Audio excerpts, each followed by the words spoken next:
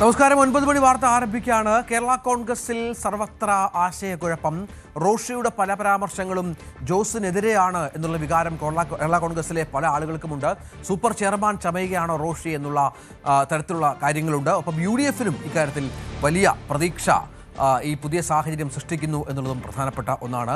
ഇറാനിലേക്ക് വീണ്ടും ആണവ കപ്പൽ അയച്ച് അമേരിക്ക എന്ന വാർത്ത പ്രധാനമാണ്.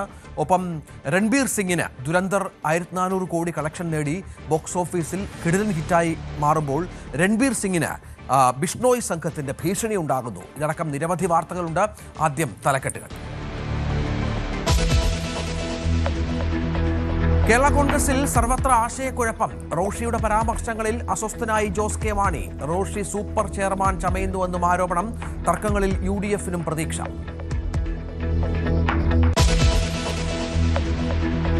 ഇറാനെ ലക്ഷ്യമിട്ട് രണ്ടാം പടക്കപ്പൽ അയച്ച അമേരിക്ക. ലോകത്തിലെ ഏറ്റവും വലിയ വിമാനവാഹിനി കപ്പൽ പശ്ചിമേഷ്യയിലേക്ക്. നീക്കം ഇസ്രായേൽ പ്രധാനമന്ത്രി ബെന്യാമിൻ നെതന്യാഹുവുമായുള്ള ട്രംപിന്റെ കൂടിക്കാഴ്ചയ്ക്ക് പിന്നാലെ.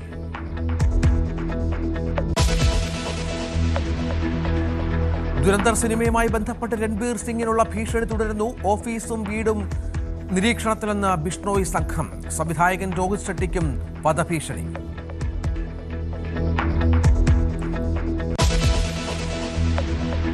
സുന്നി ഐക്യം യാഥാർത്ഥ്യമാകുമോ? വിട്ടുപോയവർ മടങ്ങി വരണമെന്ന ജിഫ്രി തങ്ങളുടെ ആവശ്യത്തോട് കാന്തപുരം അബൂബക്കർ മുസ്ലിയാർ എങ്ങനെ പ്രതികരിക്കും? AP വിഭാഗം സംസ്ഥയുടെ 100ാം വാർഷിക വിളംബര സമ്മേളനം കോട്ടക്കലിൽ.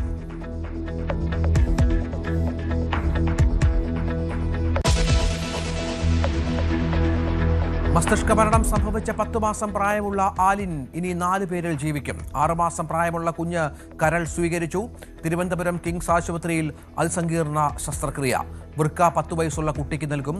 അവയവങ്ങൾ കൊച്ചിയിൽ നിന്ന് തിരുവനന്തപുരത്തേക്ക് എത്തിച്ചത് 3.5 മണിക്കൂർ കൊണ്ട്.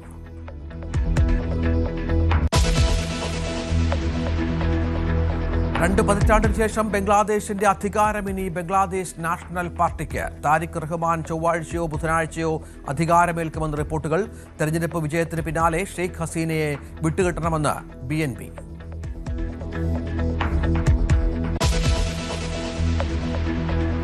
ശബരിമല സ്വർണ്ണക്കൊള്ളയിൽ സന്നിധാനത്തെ പരിശോധനയും സാമ്പിൾ ശേഖരണവും പൂർത്തിയായി. SIT നടത്തിയത് 2 ദിവസത്തെ പരിശോധന. ജംഷഡ്പൂരിലെ നാഷണൽ മെറ്റലർജിക്കൽ ലാബിൽ പരിശോധനയ്ക്ക് അയക്കും.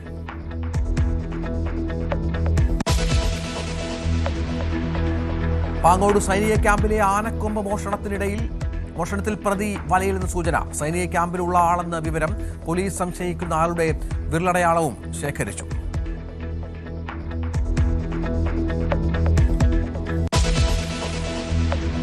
വാർത്തകളുടെ വിശദാംശങ്ങളിലേക്ക്.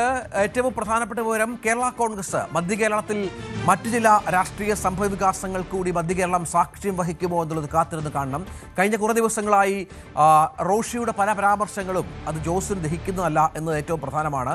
രണ്ടിടത്തേക്ക് രണ്ടില മാറുമോ എന്നതാണ് ഇനി കാത്തിരുന്ന് കാണേണ്ടത്. കാരണം ഇന്നലെയും നേതൃത്വം കാര്യക്ഷമമാകണം എന്നുള്ള ചില പരാമർശങ്ങൾ റോഷി അഗസ്റ്റിൻ്റെ ഭാഗത്ത് നിന്ന് ഉണ്ടായി. അത് വളരെ പ്രധാനപ്പെട്ടതാണ്. മറ്റൊന്നാണ്, റോഷി ജോസ് കെ മാണി പാലയിൽ UDF സ്ഥാനാർത്ഥിയായി മത്സരിപ്പിച്ചാൽ റോഷിയെ അവിടെ LDF സ്ഥാനാർത്ഥിയായി CPM മത്സരിപ്പിക്കും എന്ന മാണി സി കാപ്പൻ്റെ ഒരു പരാമർശം. അതൊരു LDF നേതാവ് തന്നോട് പറഞ്ഞുവെന്നാണ് മാണി സി കാപ്പൻ പറഞ്ഞത്. അങ്ങനെ ഒട്ടും സുഖകരമായ കാര്യങ്ങളല്ല കേരള കോൺഗ്രസിൽ സംഭവിക്കുന്നത് എന്ന് ഏറ്റവും പ്രധാനപ്പെട്ട ഒന്നാണ്. നേരത്തെ നമുക്കറിയാം, കേരള കോൺഗ്രസിനെ CPM-ൽ അല്ലെങ്കിൽ LDF-ൽ ഉറപ്പിച്ചു നിർത്തിയത് റോഷിയാണ് എന്ന ഇടുക്കി ജില്ലാ സെക്രട്ടറി CV വർഗീസിൻ്റെ ഓഡിയോ ക്ലിപ്പ് അത് വളരെ പ്രധാനപ്പെട്ട ഒന്നാണ്. അങ്ങനെ വലിയ പോരാട്ടം നടക്കേണ്ട പാലയിലടക്കം മത്സരിക്കാൻ എന്തുകൊണ്ട് ജോസ് കെ മാണി തയ്യാറാകുന്നില്ല, അല്ലെങ്കിൽ അങ്ങനെ ഒരു പ്രഖ്യാപനത്തിലേക്ക് പോകുന്നില്ല എന്ന ചോദ്യവും മറ്റൊരു തലത്തിൽ ഉയരുന്ന പശ്ചാത്തലമുണ്ട്. അങ്ങനെ അനവധി ചോദ്യങ്ങൾ ബാക്കി വെച്ചുകൊണ്ടാണ് ഇന്നലെ റോഷി ഇന്നലെയും ചില പരാമർശങ്ങൾ പറഞ്ഞത്. അതിൽ ഏറ്റവും പ്രധാനം, ലീഡർഷിപ്പ് ഏബിൾ ആയിരിക്കണം.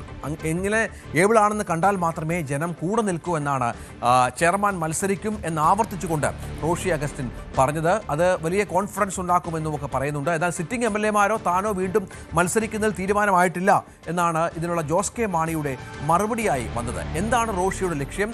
ജോസ് കെ മാണി ഇനിയും റോഷിയുടെ ഇത്തരം വർത്തമാനങ്ങൾക്ക് കാതോർത്തുകൊണ്ട് ഒരുമിച്ച് പോകുമോ എന്ന കാര്യമൊക്കെ കാത്തിരുന്ന് കാണേണ്ടി വരും. നമുക്ക് പ്രധാനപ്പെട്ട ഈ വിഷയങ്ങളിലേക്ക് കടക്കണം. ജി ശ്രീജിത്തും ഒപ്പം ടി ജി സജിത്തും വിവരങ്ങൾ പങ്കുവെക്കും. അത് ശ്രീജിത്ത് കഴിഞ്ഞ 2 ദിവസങ്ങളായി നടത്തുന്ന മൈക്ക് പിടിച്ചു വാങ്ങുന്ന റോഷിയെ നമ്മൾ കണ്ടു. ഇന്നലെ നേതൃത്വം ലീഡർഷിപ്പ് ഏബിൾ ആകണം എന്ന് പറയുന്ന റോഷിയെ നമ്മൾ കണ്ടു. റോഷി കുറച്ചുകൂടി ആർജവത്തോടെ സംസാരിക്കുന്നുണ്ട്. കേവലം ചോരത്തിളപ്പാണ് എന്നുള്ള ജോസ് കെ മാണിയുടെ നിലപാടിനെ അല്ലെങ്കിൽ പരാമർശത്തെ തള്ളിക്കൊണ്ടാണ് വീണ്ടും ഇത്തരം കാര്യങ്ങളുമായി റോഷി എത്തുന്നത്. എന്ത് സൂചനയാണ് ഇത് നൽകുന്നത്?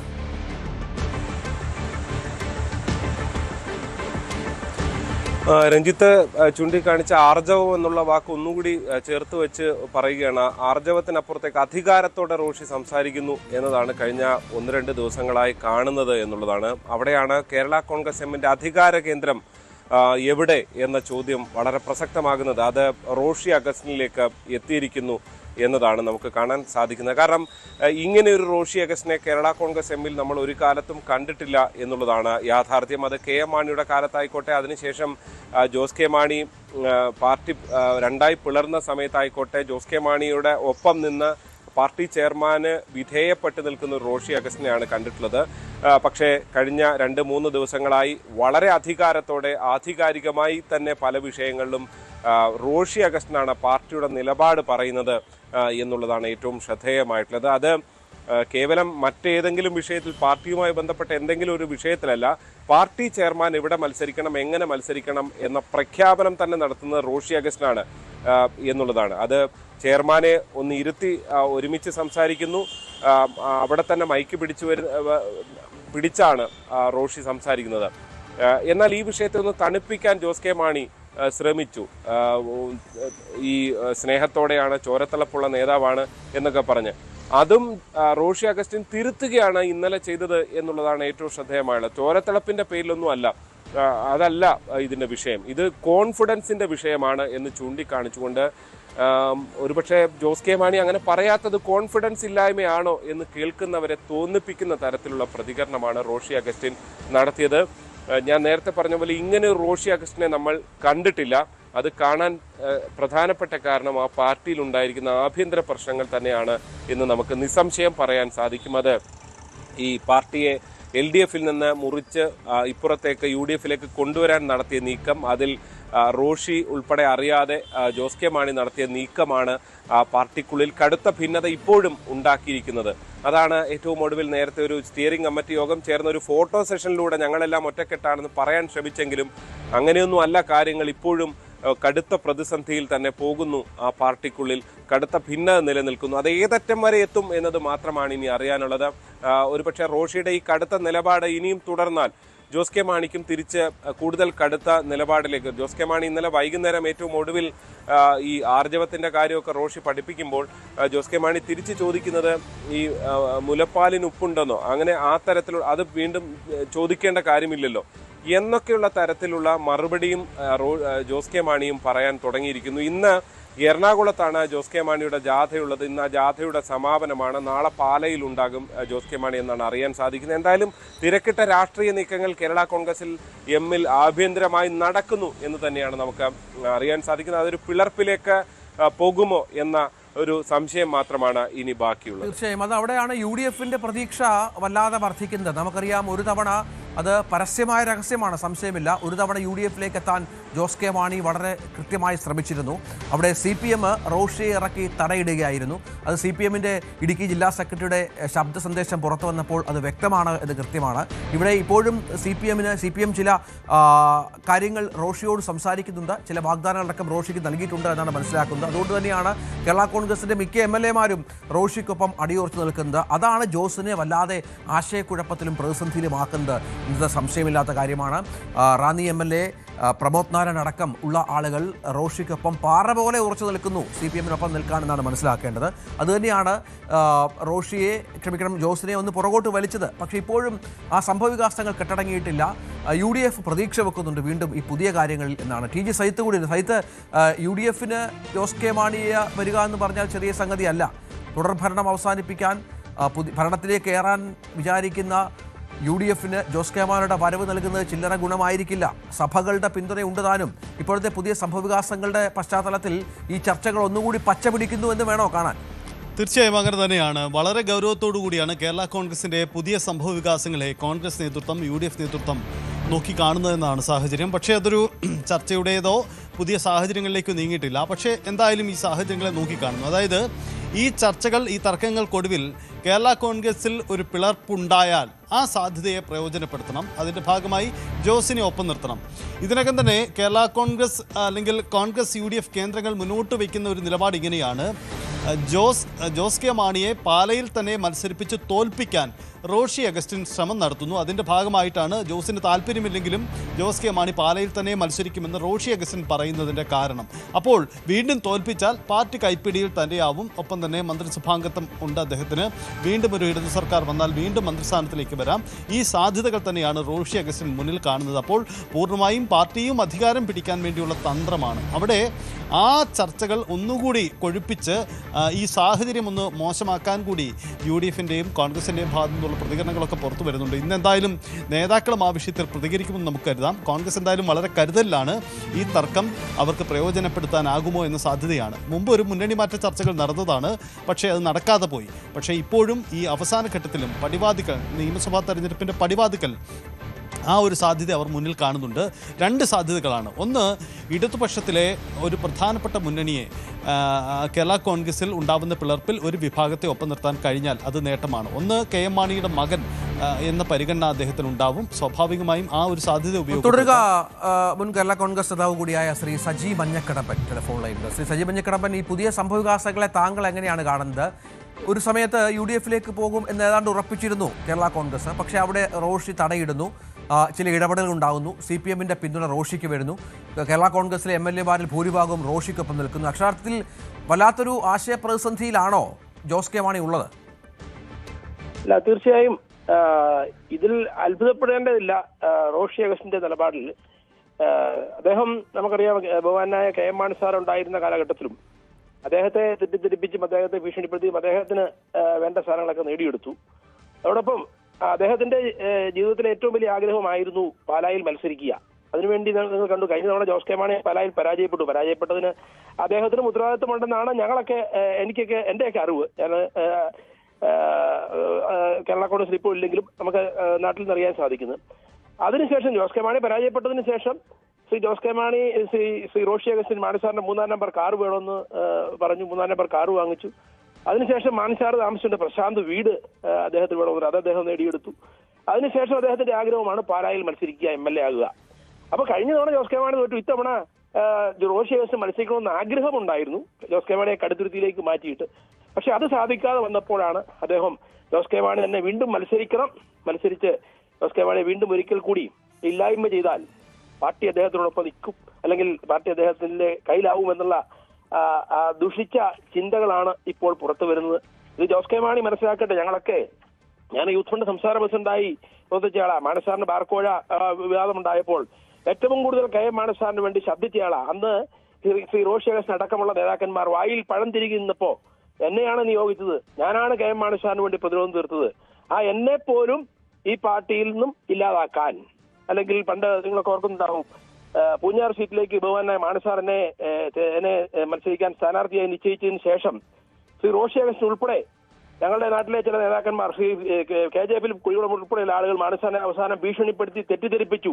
അവൻ പൂഞ്ഞാർ കൊടുത്താൽ അടുത്ത പ്രാവശ്യം പാലാ ചോദിക്കുമെന്ന് തെറ്റിദ്ധരിപ്പിച്ചുകൊണ്ടാണ് അന്ന് പാർട്ടിക്ക് വെളിയിൽ നിന്ന് ജോർജ് കുട്ടി ആഗസ്റ്റിനെ കൊണ്ടുവന്ന് അന്ന് എന്നെ വെട്ടി. തുടർന്ന് കഴിഞ്ഞ തവണ നിങ്ങൾ കണ്ടു, പാലായിൽ ജോസ് ടോമിനെ മത്സരിപ്പിക്കാനായി റോഷി അഗസ്റ്റിൻ മുൻകൈയെടുത്ത് എന്തിനു വേണ്ടിയാ? ജോസ് ടോം മത്സരിച്ച് പരാജയപ്പെട്ടാൽ അത് അടുത്ത തവണ റോഷിക്ക് അത് ഗുണകരമാകുമെന്ന ചിന്തയോടുകൂടി അദ്ദേഹം ചെയ്തതാണ്. അദ്ദേഹത്തിന്റെ ഭാഗത്തുനിന്ന് ഇത്തരത്തിലുള്ള നീക്കം ഉണ്ടായതിൽ അത്ഭുതപ്പെടേണ്ട. പിന്നെ മറ്റൊരു കാര്യം കൂടി പറഞ്ഞാൽ, ഇപ്പോ കഴിഞ്ഞ 5 വർഷമായി അദ്ദേഹം മന്ത്രിയായിരിക്കുന്ന കാലഘട്ടത്തിൽ അദ്ദേഹം നടത്തിയിട്ടുള്ള ആ വികസന പ്രവർത്തനങ്ങളുടെ പശ്ചാത്തലത്തിൽ ചില നേട്ടങ്ങൾ അദ്ദേഹത്തിന് ലഭിച്ചു എന്നുള്ളതിന്റെ ഒരു തെളിവാണ് ജോസ് കെ മാണിയെ അല്ലെങ്കിൽ UDFിലേക്ക് കടക്കാൻ അല്ലെങ്കിൽ തടയിടാനുള്ള കാരണം.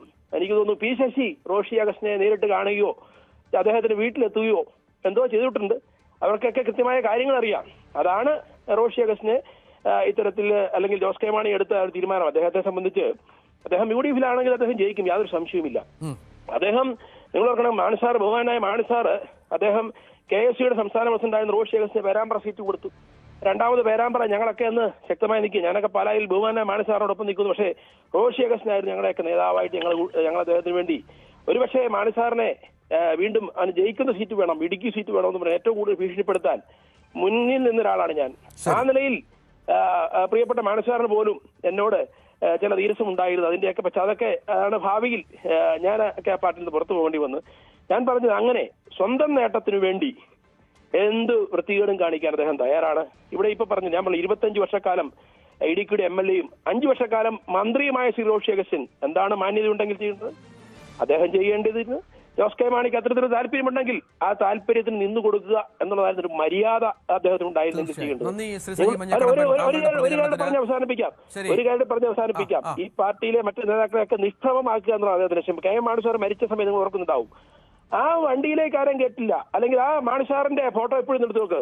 ഒറ്റ ഫോട്ടോയിൽ റോഷി അഗസ്റ്റിനില്ല, മറ്റു നേതാക്കന്മാരുണ്ടോ? ഫോട്ടോയ്ക്ക് വേണ്ടിയല്ലേ ഞാൻ പറഞ്ഞു, മറ്റാരെയും ഒടിപ്പിക്കുക. താനാണ് മാണിസാറിന്റെ പിൻഗാമി എന്ന് വരുത്തി തീർക്കാനുള്ള ആ വ്യഗ്രതയായിരുന്നു മാണിസാറിന്റെ അടക്കത്തെ കാണിച്ച ഷോ എന്നുകൂടി പറയാൻ ഈ അവസരം. ശരി, നന്ദി സജി മഞ്ഞക്കടമ്പൻ. ശ്രീ N. ശ്രീകുമാർ കൂടി ടെലിഫോണിലുണ്ട്. ശ്രീകുമാർ, ഇടയ്ക്ക് ഒരു ചർച്ച കാര്യമായി പുരോഗമിച്ചിരുന്നു. നമുക്കൊക്കെ അറിയാവുന്ന പരസ്യമായ ഒരു രഹസ്യമാണ് UDF-ലേക്ക് ജോസ് വിഭാഗം അല്ലെങ്കിൽ കേരള കോൺഗ്രസ് വിഭാഗം വരുമെന്നുള്ളത്. തടസ്സപ്പെട്ടു. നമുക്ക് അതിന്റെ കാരണങ്ങളും ഏതാണ്ട് അറിയാം. ഇപ്പോൾ വീണ്ടും ആ ചർച്ചകൾക്ക് പ്രതീക്ഷ വെക്കുന്നുണ്ടോ? ചർച്ചയൊക്കെ പ്രതീക്ഷ വെക്കുന്നുണ്ടോ എന്ന് ചോദിച്ചാൽ, കേരള കോൺഗ്രസിൽ എന്താണ് സംഭവിക്കാൻ പോകുന്നത് അതിന്റെ അടിസ്ഥാനത്തിലിരിക്കും. ഇപ്പോഴത്തെ അവസ്ഥയിൽ കേരള കോൺഗ്രസിലെ 2 അധികാര കേന്ദ്രങ്ങൾ ഉണ്ടായിരിക്കുന്നു എന്ന് വ്യക്തമാണ്. അത് അവരത് പറഞ്ഞു തീർക്കുമോ എന്നുള്ളത് നമുക്കറിയില്ല. പക്ഷേ സാധാരണഗതിയിൽ കേരള കോൺഗ്രസുകളുടെ ചരിത്രം പരിശോധിച്ചാൽ പാർട്ടിയുടെ മന്ത്രിസ്ഥാനത്തിരിക്കുന്ന ആളാണ് സാധാരണ അധിപന്മാരായിട്ടിരുന്നിട്ടുള്ളത്. അത് KM മാണി ആണെങ്കിലും PJ ജോസഫ് ആണെങ്കിലും TL ജേക്കബ് ആണെങ്കിലും ബാലകൃഷ്ണ പിള്ള ആണെങ്കിലും ഒക്കെ അങ്ങനെയായിരുന്നു. അപ്പൊ മന്ത്രിപദം എന്നുള്ളത് കേരള കോൺഗ്രസിനെ സംബന്ധിച്ചിടത്തോളം വലിയൊരു പദവിയാണ്, പാർട്ടി ചെയർമാനെക്കാട്ടില്. ഇപ്പം മാണിസാറും PJ ജോസഫും TL ജേക്കബും ഒക്കെ രണ്ടും ഒരുമിച്ച് വഹിച്ചിരുന്നു. പക്ഷെ ഇടക്കാലത്ത് പാർട്ടി ചെയർമാൻ സ്ഥാനം കേരള കോൺഗ്രസ് വേറെ ആൾക്ക് കൊടുത്തിട്ടൊക്കെ ഉണ്ട്. അന്നും മാണിയായിരുന്നു മന്ത്രി എന്ന നിലയ്ക്കും പാർട്ടിയുടെ ചെയർമാന്, അതുപോലെ തന്നെ പാർട്ടിയുടെ സ്ഥാപനം എന്നുള്ള നിലയ്ക്ക്. പക്ഷെ കാലം മാറിയപ്പോൾ അദ്ദേഹത്തിന്റെ മകൻ രാഷ്ട്രീയത്തിൽ വരുന്നതിന് മുമ്പ് തന്നെ രാഷ്ട്രീയത്തിൽ വന്ന ആളാണ് നമ്മുടെ ഇപ്പോഴത്തെ മന്ത്രി റോഷി അഗസ്റ്റിൻ. അപ്പൊ അതുകൊണ്ട് ഇടതുമുന്നണിക്കൊപ്പം നിൽക്കാനുള്ള റോഷി അഗസ്റ്റിന്റെ തീരുമാനം അദ്ദേഹം മന്ത്രി ആയതുകൊണ്ടായിരിക്കാം. അദ്ദേഹം മുൻപ് UDF-ൽ നിന്നും LDF-ൽ പോകുന്നതിന് എതിരായ ഒരു നേതാവായിരുന്നു റോഷി. അന്ന് ജോസ് കെ മാണി അനുകൂലമായിരുന്നു. പക്ഷെ കാലം മാറിയപ്പോഴേ ജോസ് കെ മാണി മന്ത്രി അല്ലാതായി, അധികാര കേന്ദ്രം മന്ത്രിയായി, പാർട്ടി ചെയർമാനെ മന്ത്രി തിരുത്തുന്ന അത്യപൂർവ കാഴ്ചയും നമ്മൾ കണ്ടു. അപ്പൊ അത് സത്യം പറഞ്ഞാൽ ജോസ് കെ മാണിക്ക് ഒരു ക്ഷീണമാണ്. കാരണം ഒരു പത്രസമ്മേളനം നടത്തുമ്പോൾ പാർട്ടി ചെയർമാൻ മാണിയും അതുപോലെ തന്നെ ജേക്കബും പിള്ളയും അതുപോലെ മറ്റു നേതാക്കളൊക്കെ പത്രസമ്മേളനം നടത്തുമ്പോൾ ഒപ്പം ഉള്ളവർ മിണ്ടില്ല.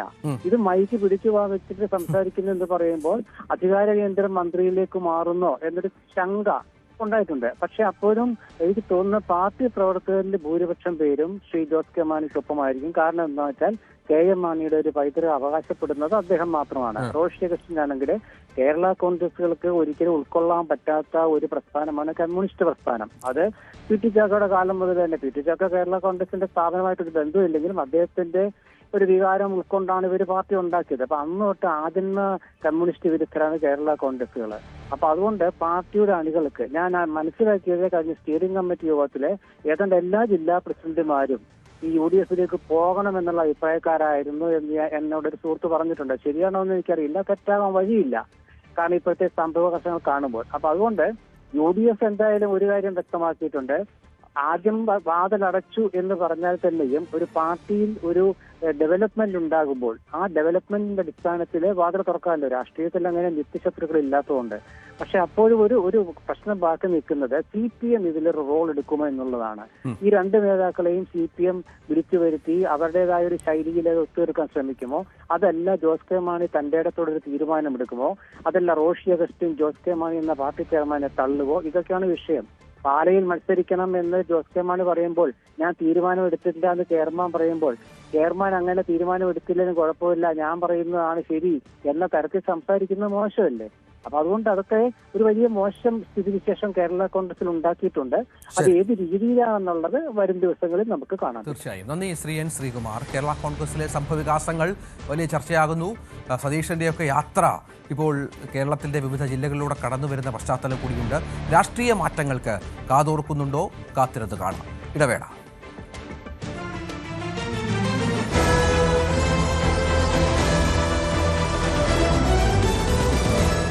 മനുഷ്യചരിത്രത്തിലെ ഏറ്റവും വലിയ മാറ്റത്തിന് സാക്ഷ്യം വഹിക്കാൻ പോകുന്ന ഒരു കാലഘട്ടത്തിലൂടെയാണ് നാം ഇന്ന് കടന്നു പോകുന്നത്. കാർഷിക വിപ്ലവവും വ്യാവസായിക വിപ്ലവവും മനുഷ്യജീവിതത്തെ മാറ്റിമറിച്ചതുപോലെ ആർട്ടിഫിഷ്യൽ ഇന്റലിജൻസ് അഥവാ കൃത്രിമ ബുദ്ധി നമ്മുടെ തൊഴിൽ മേഖലയെ അടിമുടി പരിവർത്തിപ്പിക്കുവാൻ പോവുകയാണ്. എന്നാൽ മുൻകാല വിപ്ലവങ്ങളിൽ നിന്ന് വ്യത്യസ്തമായി ഇത്തവണ മാറ്റത്തിന്റെ വേഗത പ്രവചനാതീതമാണ്. വെറും 5 വർഷത്തിനുള്ളിൽ ലോകത്തിലെ 99% ജോലികളും AI കൈക്കലാക്കുമെന്ന ഞെട്ടിക്കുന്ന മുന്നറിയിപ്പാണ് ലൂയിസ്വിൽ സർവകലാശാലയിലെ പ്രശസ്ത കമ്പ്യൂട്ടർ ശാസ്ത്രജ്ഞനും AI സുരക്ഷാ വിദഗ്ധനുമായ ഡോക്ടർ റോമൻ യാംപോൾസ്കി നൽകുന്നത്. ഈ മുന്നറിയിപ്പ് കേവലം ഒരു ഭാവനാ സൃഷ്ടിയല്ല, മറിച്ച് 100-ലധികം ഗവേഷണ പ്രബന്ധങ്ങൾ പ്രസിദ്ധീകരിച്ചിട്ടുള്ള ഒരു വിദഗ്ധന്റെ നിരീക്ഷണമാണ് എന്നത് ഇതിന്റെ ഗൗരവം വർദ്ധിപ്പിക്കുന്നു. സ്റ്റീവൻ ബാൾടെസ്റ്റിന്റെ പ്രശസ്തമായ the diary of a CEO എന്ന പോഡ്കാസ്റ്റിൽ സംസാരിക്കുമ്പോഴാണ് യാംപോൾസ്കി ഈ വിപ്ലവകരമായ മാറ്റത്തെക്കുറിച്ച് സംസാരിച്ചത്. അദ്ദേഹത്തിന്റെ അഭിപ്രായത്തിൽ 2027ഓടെ ആർട്ടിഫിഷ്യൽ ജനറൽ ഇന്റലിജൻസ് അഥവാ AGI യാഥാർത്ഥ്യമാകും. നിലവിലുള്ള AI സംവിധാനങ്ങൾ ഒരു പ്രത്യേക ജോലി മാത്രം ചെയ്യാൻ പ്രാപ്തിയുള്ളവരാണെങ്കിൽ AGI എന്നത് മനുഷ്യന്റെ തലച്ചോറിന് ചെയ്യാൻ കഴിയുന്ന ഏതൊരു ബൗദ്ധിക ജോലിയും അതിനേക്കാൾ മികച്ച രീതിയിൽ ചെയ്യാൻ കഴിവുള്ള ഒന്നായിരിക്കും. ഇത് സംഭവിക്കുന്നതോടെ മനുഷ്യൻ ചെയ്യുന്ന ജോലികളിൽ ബഹുഭൂരിപക്ഷവും യന്ത്രങ്ങൾ ഏറ്റെടുക്കുന്ന സാഹചര്യം സംജാതമാകും. കമ്പ്യൂട്ടർ അധിഷ്ഠിതമായ ജോലികളായിരിക്കും ഇതിൽ ആദ്യം ഇല്ലാതാകുകയെന്നും തുടർന്ന് റോബോട്ടിക്സ് രംഗത്തെ മുന്നേറ്റങ്ങളോടെ ശാരീരിക അധ്വാനം ആവശ്യമായ ജോലികളും AIയുടെ നിയന്ത്രണത്തിലാകുമെന്നും അദ്ദേഹം വ്യക്തമാക്കുന്നു. നേരത്തെ ഉണ്ടായിരുന്ന സാങ്കേതിക വിദ്യകൾ മനുഷ്യന്റെ അധ്വാനം കുറയ്ക്കാനോ സഹായിക്കാനോ ആയിരുന്നു രൂപകൽപ്പന ചെയ്തിരുന്നതെങ്കിൽ ഇന്നത്തെ AI സ്വതന്ത്രമായി പ്രവർത്തിക്കാനാണ് പഠിക്കുന്നത്. ഇത് തൊഴിൽ വിപണിയിൽ വലിയൊരു ശൂന്യത സൃഷ്ടിക്കും. നിലവിലുള്ള AI മോഡലുകൾക്ക് തന്നെ ഏകദേശം 60% ജോലികളെ ബാധിക്കാൻ ശേഷിയുണ്ടെന്ന് യാംപോൾസ്കി ചൂണ്ടിക്കാട്ടുന്നു. ഒരുപക്ഷെ 10% തൊഴിലില്ലായ്മ പോലും ഒരു രാജ്യത്തിന്റെ സമ്പദ് വ്യവസ്ഥയെ തകിടം മറിക്കും.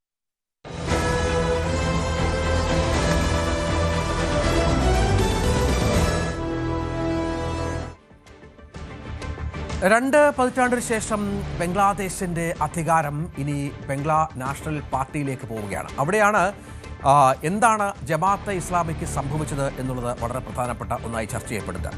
2024 ജൂലൈയിൽ നടന്ന വിദ്യാർത്ഥി പ്രക്ഷോഭത്തിലടക്കം ഒപ്പം ഷെയ്ഖ് ഹസീന സർക്കാരിനെ പുറത്താക്കുന്നതിലൊക്കെ ജമാഅത്തെ ഇസ്ലാമി വലിയ പങ്ക് വഹിച്ചിരുന്നു. ഒരു ഘട്ടത്തിൽ അധികാരത്തിലേക്ക് തങ്ങൾ എത്തും എന്നൊക്കെയുള്ള സൂചനകളോടെയായിരുന്നു അവർ തെരഞ്ഞെടുപ്പ് പ്രചരണ രംഗത്ത് ഉടനീളം ഉണ്ടായിരുന്നത്. അതനുസരിച്ച് പല സാധ്യതകൾ അവർ കണ്ടെത്തിയിരുന്നു. ഒരു ഹിന്ദു സ്ഥാനാർത്ഥിയെ അവർ നിർത്തി. അതേസമയം പ്രചാരണം മുറുകിയതോടെ അവർ പ്രതീക്ഷിച്ച വോട്ട് ബാങ്ക് കൈവിട്ടു പോകുന്നു. ജൂലൈ പ്രക്ഷോഭത്തിന് നേതൃത്വം നൽകിയ യുവാക്കൾ പോലും ജമാഅത്തിന് പകരം BNPക്കാണ് വോട്ട് ചെയ്തത്. ജമാഅത്തിന്റെ ഭാഗത്തേക്ക് സ്ത്രീകൾ വലിയ തോതിൽ വരുമെന്ന് കരുതിയെങ്കിലും അതുണ്ടായില്ല. ഹിന്ദുക്കളടക്കമുള്ള ന്യൂനപക്ഷ വിഭാഗങ്ങളും BNPക്ക് പിന്നിൽ അണിനിരക്കുകയായിരുന്നു. തെരഞ്ഞെടുപ്പിൽ പങ്കെടുത്ത അവാമി ലീഗ് അനുഭാവികൾ ജമാഅത്തിനെ വോട്ട് ചെയ്യുന്നതിന് പകരം BNPയെ പിന്തുണയ്ക്കുന്ന പശ്ചാത്തലമുണ്ടായി. അങ്ങനെ 3-2 ഭൂരിപക്ഷത്തോടു കൂടിയാണ് BNP ഇത്തരത്തിൽ അധികാരത്തിലേക്ക് വന്നത്. മറ്റൊന്ന്, അമേരിക്ക ചില രഹസ്യ ചർച്ചകൾ ജമാഅത്തെ ഇസ്ലാമായി നടത്തുന്നു എന്നുള്ള ചില വിവരങ്ങൾ വാഷിംഗ്ടൺ പോസ്റ്റ് പുറത്തുവിട്ടിരുന്നു. അത് തെരഞ്ഞെടുപ്പിന്റെ ഗതി മാറ്റുന്ന പശ്ചാത്തലമുണ്ടായി. അമേരിക്കയുടെ ചാരന്മാരാണോ ജമാഅത്തെ എന്നൊക്കെയുള്ള ചർച്ചകൾ ജനങ്ങൾക്കിടയിൽ ഉണ്ടായി. തുടർന്ന് ഇതും ഇവരുടെ വോട്ടിനെ കാര്യമായി ബാധിച്ചു എന്നാണ് മനസ്സിലാക്കേണ്ടത്. ഇതൊക്കെയാണ് BNPക്ക് ബംഗ്ലാദേശിൽ വലിയ ഗുണമുണ്ടായത്. BNP നേതാവ് BNPയുടെ പ്രധാനമന്ത്രി അടുത്ത ദിവസങ്ങളിൽ ചുമതലയേൽക്കും.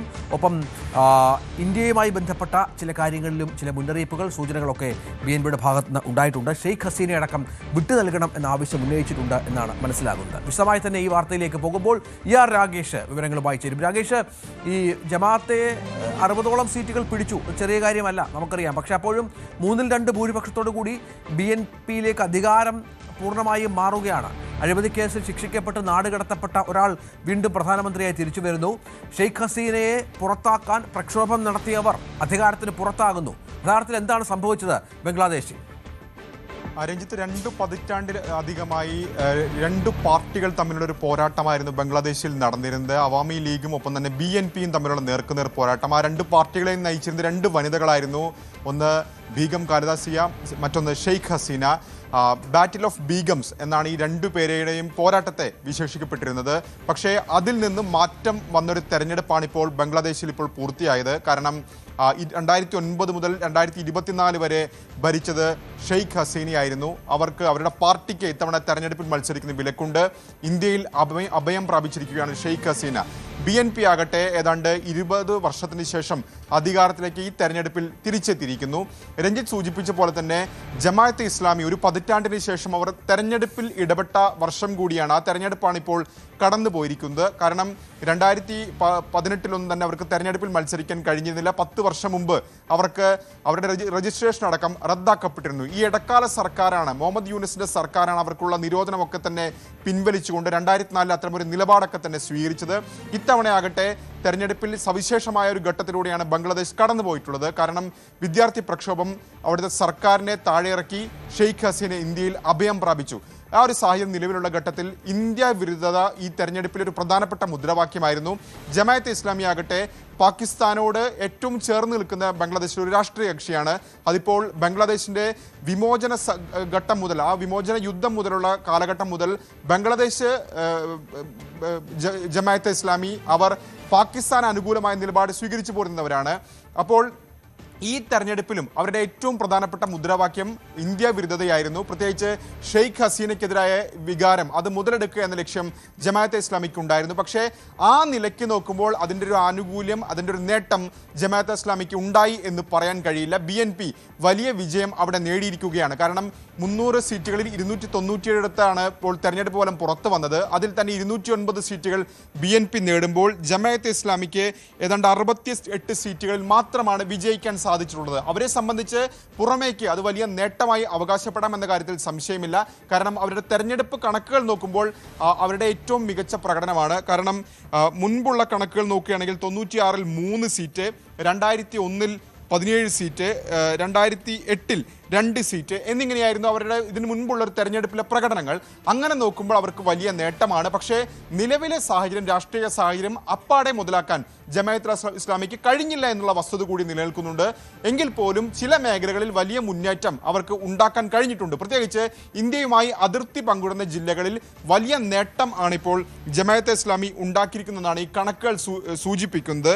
അത്തരം റിപ്പോർട്ടുകൾ കൂടി, അത്തരം വിവരങ്ങൾ കൂടി ഇപ്പോൾ നമുക്ക് ലഭിക്കുന്നുണ്ട്. കാരണം വലിയ മുന്നേറ്റം ഇന്ത്യയുമായി അതിർത്തി പങ്കിടുന്ന ജില്ലകളിലൊക്കെ തന്നെ ജമാഅത്തെ ഇസ്ലാമിക്ക് സീറ്റുകളിൽ വിജയിക്കാൻ സാധിക്കുകയും ചെയ്തിട്ടുണ്ട്. ഏതായാലും BNPയെ സംബന്ധിച്ചിടത്തോളം ഇതൊരു വലിയ വിജയമാണ് എന്ന കാര്യത്തിൽ സംശയമില്ല. അവർ 2 പതിറ്റാണ്ടിന് ശേഷം അധികാരത്തിലേക്ക് മടങ്ങിയെത്തുന്നു. അപ്പോൾ പോലും ഇന്ത്യയുമായുള്ള ബന്ധം എങ്ങനെയെന്നുള്ള ചോദ്യം അവശേഷിക്കുന്നുണ്ട്. ഇന്നലെ പ്രധാനമന്ത്രി നരേന്ദ്രമോദി ഫോണിൽ വിളിച്ച് അദ്ദേഹത്തെ അഭിനന്ദനമൊക്കെ തന്നെ അറിയിച്ചിരുന്നു. ഒപ്പം തന്നെ സാമൂഹ്യ മാധ്യമങ്ങളും പോസ്റ്റ് ചെയ്യുകയും ചെയ്തിരുന്നു. പക്ഷേ അവരുടെ പ്രധാനപ്പെട്ട ആവശ്യം, നേരത്തെ തന്നെ ഇടക്കാല സർക്കാരും ആ ആവശ്യം ഉന്നയിച്ചിരുന്നു. പ്രത്യേകിച്ച് ഈ കലാപ കേസുമായി ബന്ധപ്പെട്ടുകൊണ്ട് വിചാരണയ്ക്കായി ഷെയ്ഖ് ഹസീനയെ വിട്ടു നൽകണമെന്ന ആവശ്യം ബംഗ്ലാദേശ് ഉന്നയിക്കുന്നതാണ്.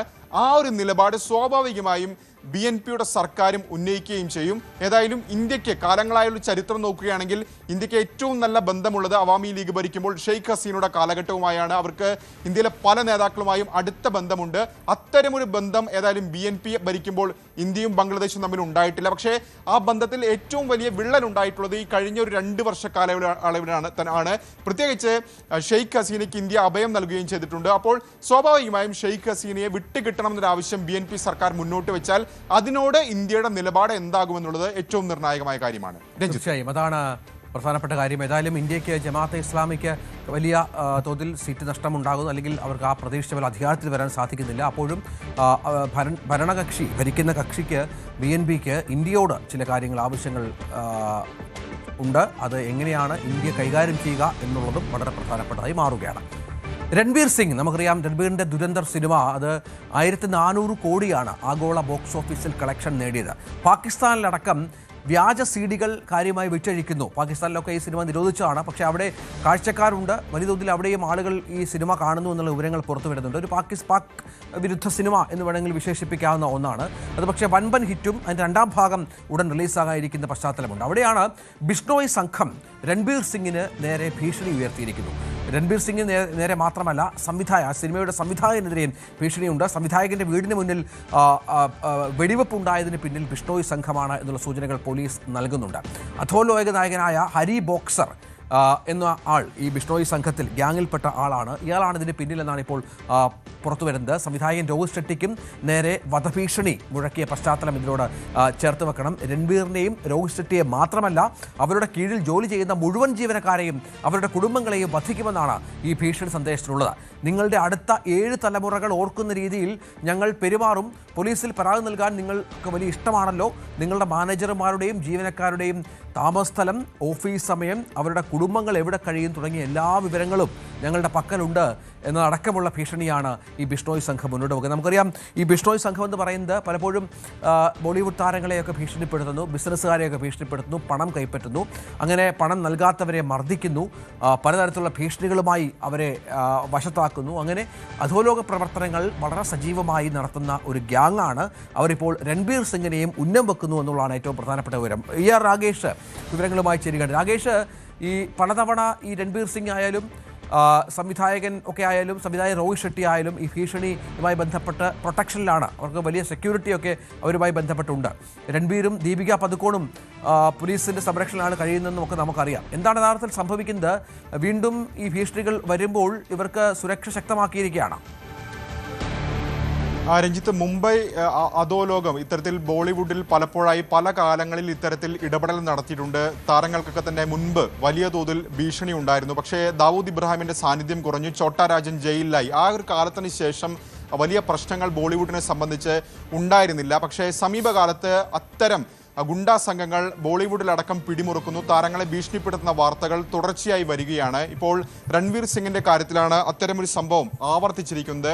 അദ്ദേഹത്തെ സംബന്ധിച്ചൊരു 3ാമത്തെ ഭീഷണിയാണ് ഈ സമീപകാലത്ത് ഉണ്ടാവുകയും ചെയ്തിട്ടുള്ളത്. അത്തരം റിപ്പോർട്ടുകൾ ആണ് ഇപ്പോൾ ഏറ്റവും ഒടുവിലായി പുറത്തു വരുന്നത്. അതിൽ തന്നെ ലോറൻസ് ബിഷ്ണോയ് സംഘാംഗങ്ങളാണ് ഇപ്പോൾ രൺവീർ സിംഗിനെ ഭീഷണിപ്പെടുത്തിയിട്ടുള്ളത്. അത്തരമൊരു ഓഡിയോ ക്ലിപ്പ് അയക്കുകയും ചെയ്തിട്ടുള്ളത്. ഹാരി ബോക്സർ എന്ന് പറയുന്ന ഹരിചന്ദ് ജാട്ട് എന്ന പേരിലാണ് ഈ 3ാമത്തെ ഓഡിയോ വന്നിരിക്കുന്നത്. ആ ഓഡിയോയിൽ പറഞ്ഞിരിക്കുന്ന പ്രധാനപ്പെട്ട കാര്യം ഇങ്ങനെയാണ്: വാക്കുകൾ പാലിച്ചില്ലെങ്കിൽ, അനുസരിച്ചില്ലെങ്കിൽ അതിൻ്റെ ഭവിഷ്യത്ത് അറിയും എന്ന ഭീഷണിയാണ് അതിൽ ഉന്നയിച്ചിരിക്കുന്നത്. ഒപ്പം തന്നെ 7 തലമുറ ഓർക്കും തരത്തിൽ ഒരു ഇടപെടൽ ഉണ്ടാകും. അതുകൊണ്ട് തന്നെ വാക്ക് പാലിക്കണം എന്ന ആവശ്യമാണ് ഈ ഓഡിയോ ക്ലിപ്പിൽ പറയുന്നത്. മാത്രവുമല്ല, വാക്ക് പാലിച്ചില്ലെങ്കിൽ അതിൻ്റെ ദുരിതം ജീവനക്കാരും ഒപ്പം തന്നെ മറ്റുള്ള സഹായികളൊക്കെ തന്നെ അനുഭവിക്കും. അവരുടെ മേൽവിലാസങ്ങൾ, അവരുടെ വിവരങ്ങളെല്ലാം തന്നെ കൈവശമുണ്ട് എന്ന് പറയുന്നു. രോഹിത് ഷെട്ടി, അദ്ദേഹം നിർമ്മാതാവും ഡയറക്ടറും ഒക്കെ തന്നെയാണ്. അദ്ദേഹത്തിനും സമാനമായ ഭീഷണി ലഭിക്കുകയും ചെയ്തിട്ടുണ്ട്. ഏതായാലും ഈ ഭീഷണി സന്ദേശം, അത് ആ ഓഡിയോയെ കുറിച്ചുള്ള കാര്യങ്ങളൊക്കെ തന്നെ ഇപ്പോൾ പോലീസ് പരിശോധിച്ച് വരികയാണ്. ഇത് 3ാം തവണയാണ് ഇത്തരത്തിൽ രൺവീർ സിംഗിന് ഈ ഭീഷണി വരുന്നതെന്നാണ് പോലീസ് പറയുകയും ചെയ്തിട്ടുള്ളത്. ഏതായാലും ഇതുമായി ബന്ധപ്പെട്ടുകൊണ്ടുള്ള അന്വേഷണം ഇപ്പോൾ പോലീസ് ശക്തമാക്കിയിട്ടുണ്ട്. ഒപ്പം തന്നെ സുരക്ഷ, നേരത്തെ തന്നെ ഈ 2ാമത്തെ ഓഡിയോ വന്ന ഘട്ടത്തിൽ തന്നെ അവരുടെ വസതിക്ക് പുറത്തൊക്കെ തന്നെ വലിയ സുരക്ഷ, ഏതാണ്ട് 6 അംഗരക്ഷകരെയൊക്കെ നിയോഗിച്ചുകൊണ്ട് സുരക്ഷ മുംബൈ പോലീസ് ശക്തമാക്കുകയും ചെയ്തിട്ടുണ്ട്. പക്ഷേ ഏറ്റവും പ്രധാനപ്പെട്ട കാര്യം നേരത്തെ പറഞ്ഞതുപോലെ തന്നെയാണ്, മുൻപാണ് ഇത്തരത്തിൽ അധോലോകത്തിന്റെ ഭീഷണി ബോളിവുഡ് താരങ്ങൾക്കുണ്ടായിരുന്നെങ്കിൽ ഇപ്പോൾ തുടർച്ചയായി ഇത് ആവർത്തിക്കുന്ന നിലയിലേക്ക് തന്നെ കാര്യങ്ങൾ പോകുന്നു. അതിൽ തന്നെ ലോറൻസ് ബിഷ്ണോയും അദ്ദേഹത്തിന്റെ സംഘാംഗങ്ങളും വലിയ തലവേദന സൃഷ്ടിക്കുന്നുണ്ട്. കാരണം നേരത്തെ ബാബ സിദ്ദിഖി എന്ന് പറയുന്ന NCP നേതാവിന്റെ കൊലപാതകം ഉണ്ടായി. മുംബൈ നഗരം ഈ സമീപകാലത്ത് നടുങ്ങിയ ഒരു വിഷയമാണ്. അജിത് പവാർ പക്ഷത്ത് നേതാവായിരുന്നു ബാബ സിദ്ദിഖി. അന്നും ഈ കൊലപാതകം നടക്കുമ്പോൾ ഉയർന്നുകേട്ട ഏറ്റവും പ്രധാനപ്പെട്ട പേരാണ് ലോറൻസ് ബിഷ്ണോയ്. അതുപോലെ തന്നെ റാപ്പ് സിംഗറായ പഞ്ചാബിലെ സിദ്ധു മൂസേവാലയെ കൊല്ലപ്പെട്ടപ്പോഴും അന്നും ലോറൻസ് ബിഷ്ണോയ് സംഘാംഗങ്ങളാണ് ഈ കൊലപാതകം നടത്തിയത്. സൽമാൻ ഖാന് പലപ്പോഴായി ഇത്തരത്തിൽ ഭീഷണി വന്നിട്ടുണ്ട്. അതും ഈ ബിഷ്ണോയ് സംഘാംഗങ്ങളായിരുന്നു. അങ്ങനെ ലോറൻസ് ബിഷ്ണോയ് സംഘാംഗം പലതരത്തിൽ സിനിമാ മേഖലയിലടക്കം പിടിമുടുക്കുന്നു, വ്യവസായികളെ അടക്കം ഇത്തരത്തിൽ ഭീഷണിപ്പെടുത്തുന്ന റിപ്പോർട്ടുകൾ പുറത്തു വരുന്നുണ്ട്. അദ്ദേഹം ജയിലിലാണ് നിലവിലുള്ളത്. എങ്കിൽ പോലും ഈ സംഭവവുമായി ബന്ധപ്പെട്ടുകൊണ്ട് ഇതിന്റെ നിജസ്ഥിതി ഇപ്പോൾ ഈ ഘട്ടത്തിൽ മുംബൈ പോലീസ് അന്വേഷിച്ചു വരികയാണ്. രഞ്ജിത്ത്. ശരി, ER രാഗേഷ്. മറ്റൊരു വാർത്ത ഇറാനുമായി ബന്ധപ്പെട്ടാണ്. അമേരിക്ക വീണ്ടും ഇറാനുമേൽ കൂടുതൽ സമ്മർദ്ദം ശക്തമാക്കുന്ന പശ്ചാത്തലം ഒരുങ്ങി വരുന്നു. ഇറാനിലേക്ക് ലോകത്തിലെ ഏറ്റവും വലിയ വിമാനവാഹിനി കപ്പൽ USS ജെറാൾഡ് ആർ ഫോർഡിനെ പശ്ചിമേഷ്യയിലുള്ള എബ്രഹാം ലിങ്കൺ വിമാനവാഹിനി കപ്പലിനൊപ്പം ചേരാൻ ട്രംപ് ഉത്തരവിട്ടതായാണ് രാജ്യാന്തര മാധ്യമങ്ങൾ റിപ്പോർട്ട് ചെയ്യുന്നത്. ഇസ്രായേൽ പ്രധാനമന്ത്രി ബെന്യാമിൻ നെതന്യാഹുമായുള്ള കൂടിക്കാഴ്ചയ്ക്ക് ശേഷമാണ് ട്രംപിന്റെ ഈ ഉത്തരവ് എന്നതും ശ്രദ്ധേയമാണ്. വെനസ്വേലൻ പ്രസിഡന്റായിരുന്ന നിക്കോളാസ് മെഡൂറോയെയും ഭാര്യയെയും പിടികൂടിയ US ദൗത്യത്തിന്റെ ഭാഗമായിരുന്നു ഈ ജെറാൾഡ് ആർ ഫോർഡ് എന്നതുകൂടി ഓർക്കണം. നിലവിൽ ഇത് കരീബിയൻ കടലിലാണ് നിലയുറപ്പിച്ചിരിക്കുന്നത്. US-ന്റെ 38ാം പ്രസിഡന്റ് ജെറാൾഡ് ഫോർഡിന്റെ പേരിൽ അറിയപ്പെടുന്ന ഈ യുദ്ധക്കപ്പലിന് ഏകദേശം 60ഓളം യുദ്ധവിമാനങ്ങൾ ഉൾപ്പെടെ 75 വിമാനങ്ങൾ വരെ വഹിക്കാൻ കഴിയും എന്നുള്ളതാണ് ഏറ്റവും പ്രധാനപ്പെട്ട കാര്യം. നമുക്കറിയാം, ഒരു മാസത്തിനുള്ളിൽ ഇറാനുമായി ചർച്ച നടന്നിരുന്നു. വീണ്ടും ഒരു ചർച്ചയ്ക്കുള്ള സാഹചര്യമൊക്കെ ഒരുങ്ങുന്നുണ്ട്. പക്ഷേ അപ്പോഴും ഈ ചർച്ചകളിൽ അമേരിക്കയ്ക്ക് വലിയ പ്രതീക്ഷയില്ല എന്നാണ് മനസ്സിലാക്കേണ്ടത്. ഇതനുസരിച്ചുള്ള നീക്കത്തിലേക്ക് അമേരിക്ക പോകുമ്പോൾ ഒരു ആക്രമണത്തിന് തുനിയുമോ എന്നുള്ളതാണ് കാത്തിരുന്ന് കാണേണ്ടത്. പാർവതി ഏറ്റവും പുതിയ വിവരങ്ങളുമായി ചേരും. പാർവതി, പലതവണയായി ട്രംപിൻ്റെ മുന്നറിയിപ്പ് ഇറാന് മേലുണ്ട്, നമുക്ക് സംശയമില്ലാത്ത കാര്യമാണ്. പക്ഷേ അപ്പോഴും ഇസ്രായേലാണെന്ന് മനസ്സിലാക്കണം ഈ ആക്രമിക്കേണ്ട എന്നുള്ള ഉപദേശം നൽകിയത്. പക്ഷേ ഇപ്പോൾ ഇസ്രായേൽ പ്രധാനമന്ത്രിയുമായുള്ള കൂടിക്കാഴ്ചയ്ക്ക് ശേഷമാണ് അമേരിക്കയുടെ പുതിയ നീക്കം എന്നുള്ളതാണ് ഇതിൻ്റെ ഗൗരവം വർദ്ധിപ്പിക്കുന്നത്. അതാണ് രഞ്ജിത്ത്, ഇറാനുമേൽ അമേരിക്ക സമ്മർദ്ദം ശക്തമാക്കുകയാണ്. ഇരു രാജ്യങ്ങളും തമ്മിലുള്ള ആണവ ചർച്ചകൾ തുടരുന്നതിനിടെയാണ് അമേരിക്കയുടെ ഭാഗത്തു നിന്ന് പുതിയൊരു നീക്കം ഉണ്ടായിരിക്കുന്നത്. അമേരിക്കൻ പടക്കപ്പൽ പശ്ചിമേഷ്യൻ തീരത്തേക്ക് നീങ്ങുന്നുവെന്ന റിപ്പോർട്ടുകളാണ് വരുന്നത്. ഇറാനെ ലക്ഷ്യമിട്ട് രണ്ടാമത്തെ പടക്കപ്പലാണ് ഇപ്പോൾ പശ്ചിമേഷ്യയിലേക്ക് നീങ്ങുന്നത്. ലോകത്തെ ഏറ്റവും വലിയ വിമാനവാഹിനി കപ്പലായ ജെറാൾഡ് ആർ ഫോർഡാണ് ഇറാനെ ലക്ഷ്യമിട്ട് നീങ്ങുന്നത്. ഇറാനെ ലക്ഷ്യമാക്കി അയക്കുന്ന രണ്ടാമത്തെ കപ്പലാണിത്. നേരത്തെ എബ്രഹാം ലിങ്കൺ എന്ന കപ്പൽ പശ്ചിമേഷ്യയിലേക്ക് അമേരിക്ക അയച്ചിരുന്നു. ഇറാനുമായി ആണവ വിഷയത്തിൽ ധാരണ എത്തിയില്ലെങ്കിൽ പടക്കപ്പൽ ആവശ്യം വരുമെന്നും ട്രംപ് മുന്നറിയിപ്പ് നൽകി. ധാരണയിലെത്തിയാൽ പിൻവലിക്കാമല്ലോ എന്നും ട്രംപ് പറഞ്ഞു. വെനസ്വേലയുടെ പ്രസിഡന്റ് മഡുറോയെ പിടികൂടിയ ദൗത്യത്തിന്റെ ഭാഗമായിരുന്ന അതേ കപ്പൽ കൂടിയാണ് ഇപ്പോൾ പശ്ചിമേഷ്യൻ ഭാഗത്തേക്ക് നീങ്ങുന്നത്. ജെറാൾഡ് ആർ ഫോർഡ് എന്ന ഈ കപ്പലാണ് ഇത്. ഇതിൽ 60 യുദ്ധവിമാനങ്ങൾ ഉൾപ്പെടെ 75 വിമാനങ്ങളെ വരെ വഹിക്കാൻ ശേഷിയുള്ളതാണ് ഈ ഒരു കപ്പൽ. ഒപ്പം തന്നെ US 75 വിമാനങ്ങളെ വഹിക്കാൻ സാധിക്കും. US പ്രത്യേക ദൂതൻ ഇറാൻ വിദേശകാര്യമന്ത്രിയുമായി കഴിഞ്ഞയാഴ്ചയാണ് ഒമാനിൽ ചർച്ച നടത്തിയത്. ഈ ചർച്ചകളിൽ കാര്യമായ പുരോഗതി ഉണ്ടായിരുന്നില്ല. എന്നാലും ഒരു മാസത്തിനുള്ളിൽ കരാറിലെത്താൻ കഴിഞ്ഞില്ലെങ്കിൽ കനത്ത പ്രത്യാഘാതം നേരിടേണ്ടി വരും എന്നാണ് മുന്നറിയിപ്പാണ് US പ്രസിഡന്റ് ഡൊണാൾഡ് ട്രംപ് ഇറാനുമേൽ നൽകുന്നത്. പശ്ചിമേഷ്യയിലുള്ള എബ്രഹാം ലിങ്കൺ വിമാനവാഹിനി കപ്പലിനൊപ്പം ചേരാനാണ് ട്രംപ് നിർദ്ദേശം നൽകിയിട്ടുള്ളത്. വെനസ്വേലൻ പ്രസിഡന്റ് നിക്കോളാസ് മഡുറോയും ഭാര്യയും പിടികൂടിയ US ദൗത്യത്തിന്റെ ഭാഗമായിരുന്നു ഇപ്പോൾ പശ്ചിമേഷ്യൻ തീരത്തേക്ക് നീങ്ങുന്ന USS ജെറാൾഡ് ആർ ഫോർഡ് എന്ന കപ്പൽ. കരീബിയൻ കടലിലാണ് ഈ കപ്പൽ നിലയുറപ്പിച്ചിട്ടുള്ളത്. അമേരിക്കയുടെ 38ാം പ്രസിഡന്റ് ജെറാൾഡ് ഫോർഡിന്റെ പേരിൽ അറിയപ്പെടുന്ന ഈ യുദ്ധക്കപ്പലിന് വലിയ ശേഷിയാണുള്ളത്. നിലവിൽ ചർച്ചകളുമായി മുന്നോട്ട് പോകാൻ തന്നെയാണ് ഇറാന്റെയും അമേരിക്കയുടെയും ധാരണയെങ്കിൽ തന്നെയും അടുത്ത ഘട്ട ചർച്ചകളെ സംബന്ധിച്ചുള്ള തീരുമാനമോ ഇത് സംബന്ധിച്ചുള്ള വേദിയോ ആയിട്ടില്ല. നേരത്തെയുള്ള ചർച്ച ഒമാനിലാണ് നടന്നതെന്ന് നമുക്കറിയാം. അതിനിടെ ഇറാനെതിരെ കർശന കരാറ് വേണമെന്ന ആവശ്യവുമായി ഇസ്രായേൽ പ്രധാനമന്ത്രി ബെഞ്ചമിൻ നെതന്യാഹു കഴിഞ്ഞ ദിവസം വൈറ്റ് ഹൗസിലെത്തിയിരുന്നു. ഇറാനുമായുള്ള ചർച്ചയിൽ ധാരണയിലെത്താനാകുമോ എന്നതിൽ നെതന്യാഹു സംശയവും പ്രകടിപ്പിച്ചിരുന്നു. ട്രംപ് തന്നോട് ചോദിച്ചെന്നും താൻ നിലപാട് അറിയിച്ചെന്നും അദ്ദേഹം വ്യക്തമാക്കിയിരുന്നു. ഏതായാലും ഇറാനെതിരെ ശക്തമായ നടപടികളുമായി നീങ്ങുകയാണ് അമേരിക്ക. തീർച്ചയായും അതാണ് സാഹചര്യം. ഇറാനെതിരെ വീണ്ടും ശക്തമായ നടപടികളിലേക്ക് അമേരിക്ക കടക്കുന്നു എന്നുള്ളത് പശ്ചിമേഷ്യയിൽ ഗൗരവതരമായ സാഹചര്യം സൃഷ്ടിക്കുകയാണ്. US-ന്റെ പടക്കപ്പലടക്കം ഇറാൻ തീരത്തേക്ക് നീങ്ങുന്നു എന്ന വിവരമാണ് പുറത്തുവരുന്നത്. നമുക്ക് മറ്റ് നിരവധി വാർത്തകളുണ്ട്. 9 മണിയിൽ വളരെ പെട്ടെന്ന് തിരിച്ചു വരാം, ഇടവേളയ്ക്ക് ശേഷം.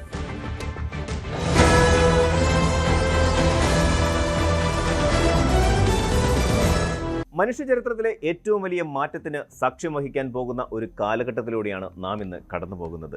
കാർഷിക വിപ്ലവവും വ്യാവസായിക വിപ്ലവവും മനുഷ്യജീവിതത്തെ മാറ്റിമറിച്ചതുപോലെ ആർട്ടിഫിഷ്യൽ ഇൻ്റലിജൻസ് അഥവാ കൃത്രിമ ബുദ്ധി നമ്മുടെ തൊഴിൽ മേഖലയെ അടിമുടി പരിവർത്തിപ്പിക്കുവാൻ പോവുകയാണ്.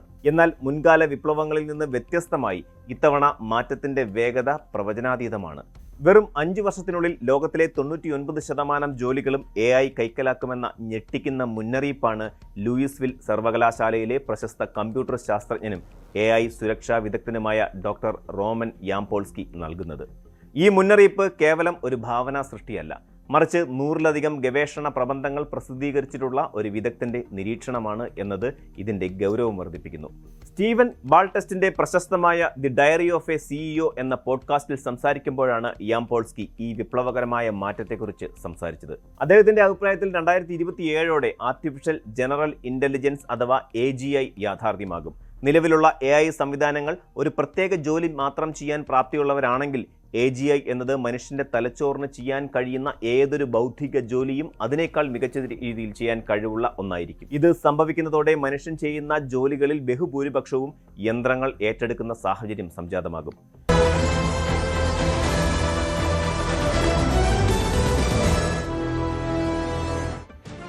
സുന്നി ഐക്യം യാഥാർത്ഥ്യമാകുമോ എന്നുള്ളതാണ് മുസ്ലിം സംഘടനകൾ ഉറ്റുനോക്കുന്നത്. ഇന്ന് AP വിഭാഗം സംസ്ഥയുടെ 100ാം വാർഷിക വിളംബര സമ്മേളനം വൈകിട്ട് കോട്ടക്കൽ നടക്കുന്ന പശ്ചാത്തലമുണ്ട്. General secretary Kanthapuram AP Aboobacker Musliyar സമ്മേളന പ്രഖ്യാപനം നടത്തും. സുന്നി ഐക്യത്തിൻ്റെ കാര്യത്തിൽ നിലപാട് ഇന്ന് പ്രഖ്യാപിക്കുമെന്നാണ് നേതാക്കൾ വ്യക്തമാക്കിയത്. ജിഫ്രി തങ്ങളുടെ വിട്ടുപോയവർ മടങ്ങി വരണമെന്ന പ്രസ്താവനയോട് കാന്തപുരം അബൂബക്കർ മുസ്ലിയാർ എങ്ങനെ പ്രതികരിക്കുമെന്നതാണ് ആകാംക്ഷ. അതിനാൽ അതീവ കൗതുകത്തോടെയാണ് സമ്മേളനത്തെ രാഷ്ട്രീയ നേതാക്കൾ ഉൾപ്പെടെ കാണുന്നത്. സംസ്ഥാനത്തിന്റെ വിവിധ ഭാഗങ്ങളിൽ നിന്നായി തെരഞ്ഞെടുത്ത 10,000-ഓളം പണ്ഡിതർ പങ്കെടുക്കുമെന്നാണ് സംഘാടകർ അറിയിച്ചിരിക്കുന്നത്.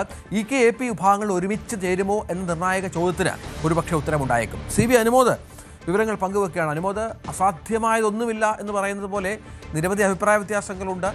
യോജിക്കുമ്പോൾ സ്വീകരിക്കേണ്ട പല വിധത്തിലുള്ള നടപടികളുണ്ട്. പല കാര്യങ്ങളിലും ഐക്യപ്പെടേണ്ടതുണ്ട്. ഇതൊക്കെ ഒരുമിച്ച് സംഭവിക്കുമോ എന്നുള്ളതാണ്. അല്ലെങ്കിൽ പ്രാഥമികമായി ഒരു ശ്രമമെങ്കിലും ഉണ്ടായാൽ അത് ഈ ഐക്യത്തിന് വലിയൊരു ഒരുക്കം അതിനുള്ള കാര്യമായേക്കും.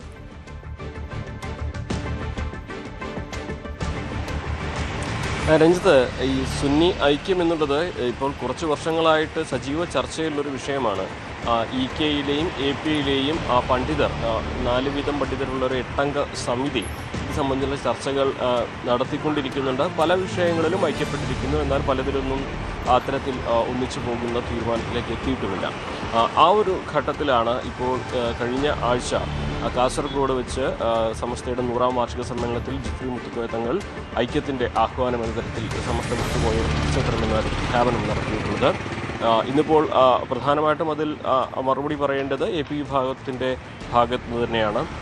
അവരും അവരുടെ സമസ്തയുടെ 100ാം വാർഷിക സമ്മേളനം ഇന്ന് പ്രഖ്യാപിക്കാനിരിക്കുകയാണ്. അതിന് വിളംബര സമ്മേളനമാണ് ചെയ്യുന്നത്. ഈ ഒരു സമ്മേളനത്തിൽ വെച്ച് ഇക്കാര്യത്തിൽ തൻ്റെ ഐക്യാഹ്വാനത്തോടുള്ള തൻ്റെ നിലപാട് AP വിഭാഗത്തിൻ്റെ നിലപാട് പ്രഖ്യാപിക്കുമെന്നാണ് കാന്തപുരം അബൂബക്കർ മുസ്ലിയാർ നേരത്തെ വ്യക്തമാക്കിയിരുന്നത്. അതിലാണ് ഇന്ന് കാതോർക്കുന്നത്. എന്തായിരിക്കും AP വിഭാഗത്തിൻ്റെ നിലപാട്? ഈ ഐക്യാഹ്വാനത്തോട് ഒരുമിച്ച് ചേർന്ന് പോകാനുള്ള ഒരു തീരുമാനം പ്രഖ്യാപിക്കുമോ, അതോ സമവായങ്ങൾ നടക്കുമ്പോൾ സഹകരിക്കാവുന്ന എല്ലാ മേഖലകളിലും സഹകരിച്ചു പോകാം, മറ്റു കാര്യങ്ങൾ പതിയെ നിശ്ചയിക്കാം എന്നൊരു നിലപാടായിരിക്കുമോ സ്വീകരിക്കുക എന്നുള്ളതാണ് അറിയേണ്ടത്. നേരത്തെ തന്നെ മുൻപുണ്ടായിരുന്ന പോലെ ഒരു വലിയ പ്രശ്നങ്ങൾ അല്ലെങ്കിൽ ഒരു ഐക്യപ്പെടാത്ത സാഹചര്യം ഇപ്പോഴില്ല.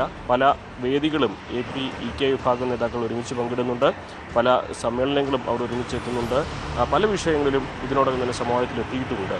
പക്ഷേ ഇവിടെ പ്രധാനമായിട്ടും ഒരു ഐക്യത്തിലേക്ക് വരുമ്പോൾ 2 കാര്യങ്ങളാണ് പ്രധാനമായിട്ടുള്ളത്. ഒന്ന്, ഇവരുടെ APയുടെയും EKയുടെയും സ്വത്തുവകകളും സ്ഥാപനങ്ങളും വസ്തുക്കൾ, വിദ്യാഭ്യാസ സ്ഥാപനങ്ങൾ, പള്ളികളും തുടങ്ങിയ ഒട്ടനേകം വസ്തുവകകളുണ്ട്. ഇതിൻ്റെയൊക്കെ ഉത്തരവാദിത്വം, ഇതിൻ്റെ ഉടമസ്ഥാവകാശം തുടങ്ങിയ കാര്യങ്ങളിൽ കൃത്യമായ ഒരു സമവായ ധാരണ, അത് വളരെ ഗൗരവമുള്ള കാര്യമാണ്. ഒരുപാട് സമയമെടുക്കുന്ന കാര്യമാണ്. ഏറ്റവും പ്രധാനപ്പെട്ട കാര്യവുമാണ്.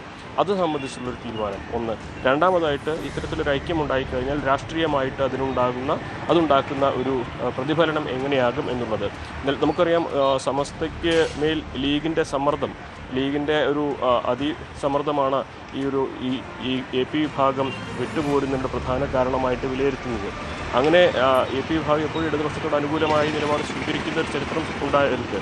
അവരും നിലപാട് കുറേയൊക്കെ മാറ്റിയിട്ടുണ്ട്. പക്ഷേ ഇങ്ങനെ ഒരു ഐക്യം വരുന്നു കഴിയുമ്പോൾ അത് രാഷ്ട്രീയമായിട്ട് എങ്ങനെയായിരിക്കും പ്രതിഫലിക്കുക? അവിടെയും ഇപ്പോൾ EK വിഭാഗത്തിലുള്ള പോലെ ലീഗ് വിരുദ്ധ വിഭാഗവും ലീഗ് അനുകൂല വിഭാഗം എന്ന പോലെ സമസ്തയിൽ വീണ്ടും അത്തരത്തിൽ രാഷ്ട്രീയ നിലപാട് സ്വീകരിക്കുന്നതും രാഷ്ട്രീയ നിലപാട് സ്വീകരിക്കാത്തവരുമായിട്ടൊരു വിഭാഗം മാറുമോ എന്നുള്ള ചോദ്യങ്ങളൊക്കെ ഉയരുന്നുണ്ട്. അപ്പോൾ ഒട്ടനേകം ചോദ്യങ്ങൾക്ക് ഉത്തരം നൽകേണ്ടതായിട്ടുണ്ട്. പക്ഷേ അതിനും അപ്പുറത്തായിട്ട് ഇക്കാര്യത്തിൽ ഒരു വളരെ പെട്ടെന്നൊരു ഐക്യം സാധ്യമാകുമോ എന്നുള്ള ചോദ്യം അത് ഇന്നത്തെ ഈ വിളംബര സമ്മേളനത്തിലൂടെ വ്യക്തമാകും. എന്തായിരിക്കും AP വിഭാഗത്തിൻ്റെ ഈ ഐക്യ കാര്യത്തിലുള്ള നിലപാട് എന്നുള്ളത് ഇന്ന് രാത്രിയോടെ അറിയാൻ കഴിയും. എന്താണെങ്കിലും രാഷ്ട്രീയ കേരളത്തിൽ പ്രത്യേകിച്ച് സാമുദായികമായിട്ടുള്ള ഈ ഒരു ഐക്യപ്പെടൽ വലിയ തോതിൽ തന്നെ പല തലങ്ങളിലും പല ചലനങ്ങളും ഉണ്ടാക്കുന്നതാകുമെന്ന് സംശയമില്ല. രഞ്ജിത്ത്. ശരി, CV അനുമോദ് വിവരങ്ങൾ പങ്കുവച്ചു. മറ്റു വാർത്തയിലേക്ക് പോകുമ്പോൾ തിരുവനന്തപുരം ശ്രീവരാഹത്ത് വൃദ്ധയെ വീട്ടിനുള്ളിൽ ആക്രമിച്ച് 10 ലക്ഷം രൂപയുടെ സ്വർണം കൊള്ളയടിച്ചു. മുക്കോലയ്ക്കൽ ക്ഷേത്രത്തിന് സമീപത്തെ ശിവം അപ്പാർട്ട്മെന്റിൽ ഇന്നലെ രാവിലെ 10:30 ആയിരുന്നു കവർച്ച. 65 വയസ്സുള്ള ചന്ദ്രയാണ് നഗരസഭാ ജീവനക്കാരെന്ന വ്യാജേന എത്തിയ ഒരു സ്ത്രീ ഉൾപ്പെടെയുള്ള 4 സംഘം കൊള്ളയടിച്ചത്. ആക്രമണത്തിന്റെ ആഘാതത്തിലാണ് അമ്മ എന്ന് മകൻ വിഷ്ണു ന്യൂസ് 18നോട് പറഞ്ഞു.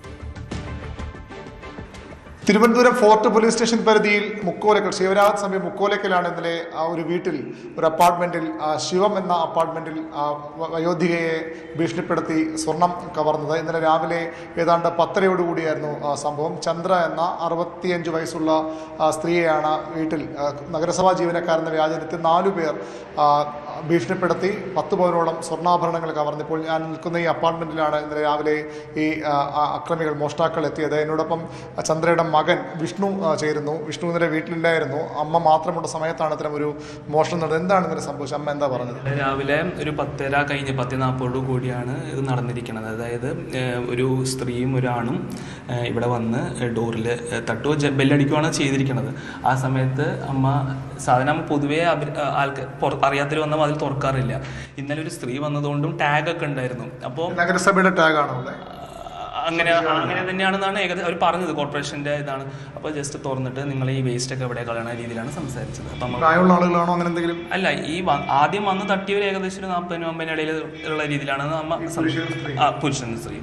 അപ്പോൾ ഈ സ്ത്രീയാണ് സംസാരിച്ചതാണ് അമ്മ പറഞ്ഞത്. അപ്പോൾ അമ്മയോട് ചോദിച്ചു. അപ്പോൾ അമ്മ പറഞ്ഞു ഞങ്ങൾ വാടകയ്ക്കുള്ളവരാണ്, ഇവിടെ നമുക്ക് വലിയ ബന്ധമില്ല, ഇവിടെ ആയിട്ട് നമുക്കൊരു ഇതില്ല. അപ്പോൾ നമ്മൾ ഓണറിൻ്റെ നമ്പർ തരാൻ പറഞ്ഞപ്പോൾ അതേമാതിരി അമ്മ വാതിൽ തിരിച്ചും കുറ്റിയിട്ടിട്ട് മൊബൈൽ എടുത്തിട്ട് ഓണറിൻ്റെ നമ്പർ കൊടുക്കാൻ വേണ്ടി ജസ്റ്റ് ചെറുതായിട്ട് തുറന്നിട്ടുള്ളൂ. അപ്പോഴും ഫുള്ളായിട്ടൊന്നും തുറന്നിട്ടില്ല. വാതിൽ ചെറുതായിട്ട് തുറന്നപ്പോൾ ഒരു 9 എന്തോ സ്റ്റാർട്ടിംഗ് ആണ് നമ്പർ മൊബൈലിൽ. അത് പറഞ്ഞ് തുടങ്ങുമ്പോഴാണ് ഈ സ്ത്രീയെയും പുരുഷനെയും തട്ടി മാറ്റി ബാക്കിൽ നിന്ന് 2 പേര് കയറി. അതായത് എല്ലാവരും ഒരുമിച്ചാണോ എങ്കിൽ അപ്പോൾ ഇവരും ഒന്നും അതിൽ റിയാക്ട് ചെയ്യണില്ല. അവർ സുഖമായിട്ട് അവർ ബാക്കിൽ നിന്ന് 2 പേര് കയറി ഉള്ളിൽ കയറി അമ്മയുടെ ഈ ചെറുതായിട്ട് തുറന്നിരുന്ന വാതിൽ ഫുള്ളായിട്ട് തള്ളി അകത്ത് കയറി.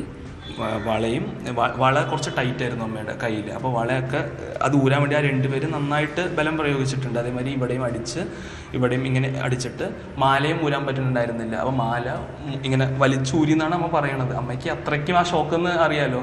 വലിച്ചൂരി ബലമായിട്ട് തട്ടി ഇവിടെ അടുത്ത് ബെഡ്റൂമുണ്ട്. ആ ബെഡ്റൂമിൽ തട്ടിയിട്ടിട്ട് അവർ പോവാണ് ചെയ്തത്. അപ്പം അമ്മ ഒച്ചമകളൊക്കെ ഉണ്ടാക്കി, ഭയങ്കരമായിട്ട് ഒച്ചമകളൊക്കെ ഉണ്ട്. തൊട്ടടുത്ത് ഈ ഫ്ലാറ്റിലൊന്നും ആൾക്കാരുണ്ടായിരുന്നു. അപ്പോൾ ഇവരൊക്കെ വരുമ്പോഴേക്കും അവർ പോയി കഴിഞ്ഞു. എന്നിട്ട് ഇവിടുത്തെ ആൾ തന്നെയാണ് എന്നെ ഫോണിൽ വിളിച്ച് പറഞ്ഞത് ഇങ്ങനെ സംഭവിച്ചിട്ടുണ്ട്. അപ്പോൾ ഞാൻ ജോലിക്ക് പോയിരിക്കുകയായിരുന്നല്ലോ. അപ്പോൾ തന്നെ ഞാൻ ഓടി വന്നു. പോലീസും കംപ്ലയിൻറ്റ് ചെയ്തിട്ടുണ്ടായിരുന്നു. പോലീസും ഒപ്പം വന്നു. ഇങ്ങനെയാണ് സംഭവിച്ചത്.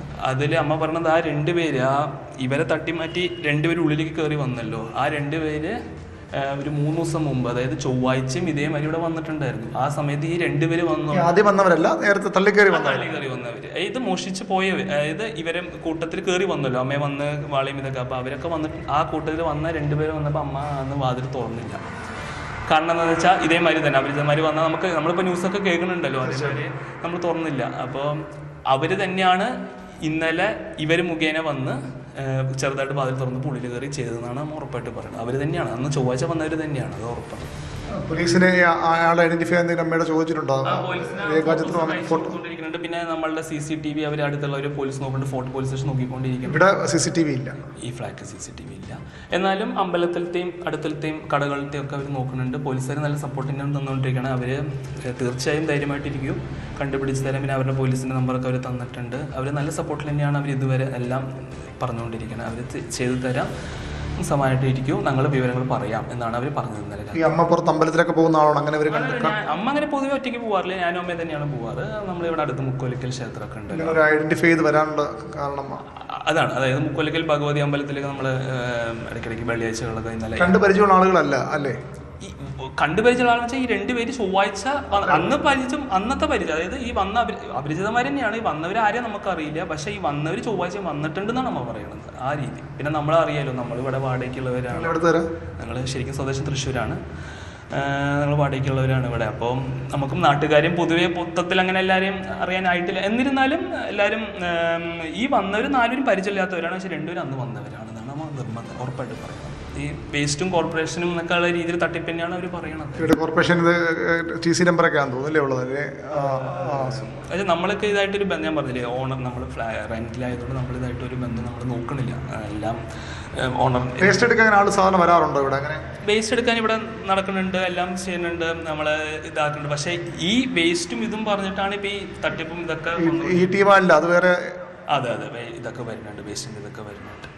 ഇതാണ് സംഭവിച്ചത്. 65 വയസ്സുള്ള സ്ത്രീ അവരുടെ വീട്ടിൽ ആരുമില്ലാത്തപ്പോൾ ഇങ്ങനെ ഈ ഫ്ലാറ്റിൽ തൊട്ടടുത്ത്, ഈ അപ്പാർട്ട്മെൻറ്റിൽ തൊട്ടടുത്ത് ഒരു ചുവരിൻ്റെ അപ്പുറത്ത് മറ്റൊരു അപ്പാർട്ട്മെൻറ്റ്, ഒരു ഫ്ലാറ്റ് ഉണ്ട്, ആളുകൾ താമസിക്കുന്ന സ്ഥലമുണ്ട്.